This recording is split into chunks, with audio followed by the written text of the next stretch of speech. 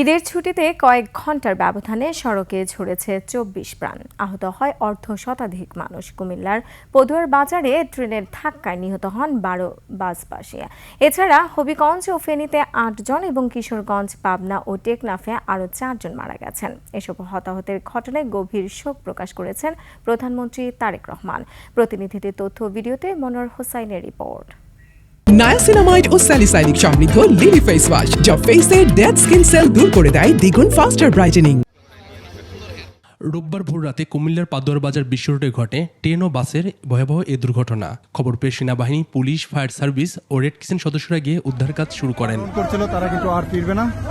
ঢাকাগামী train কুমিল্লার পাদুয়ার বাজার বিশ্ব রোড অতিক্রম করার সময় নোয়াখালীগামী একটি যাত্রীবাহী বাস রেল ক্রসিং পার হচ্ছিল। এ সময় বাসটিকে প্রায় ১ কিলোমিটার টেনে নিয়ে যায় ট্রেনটি।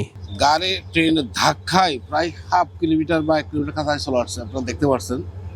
এর মধ্যে ট্রেন বাসের মধ্যে যত লোকজন ছিল সবগুলো ছন্ন বিচ্ছন্ন হয়ে পড়ে গেছে।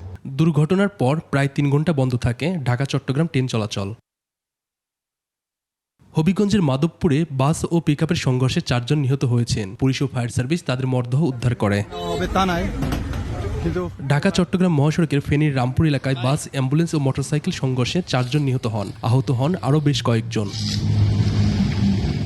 এছাড়া কিশোরগঞ্জে ২, পাবনাতে ১ ও টেকনাফে ১ জন নিহত হয়েছেন। বান্দরবনে পর্যটকবাহী বাস নিয়ন্ত্রণ হারিয়ে খাদে পড়ে আহত হন কমপক্ষে ৩০ জন। সারা দেশে সড়ক দুর্ঘটনার হতাহতের ঘটনায় গভীর শোক ও দুঃখ প্রকাশ করেছেন প্রধানমন্ত্রী তারেক রহমান। মনোয়ার হোসাইন, ডেস্ক রিপোর্ট, ২১শে টেলিভিশন।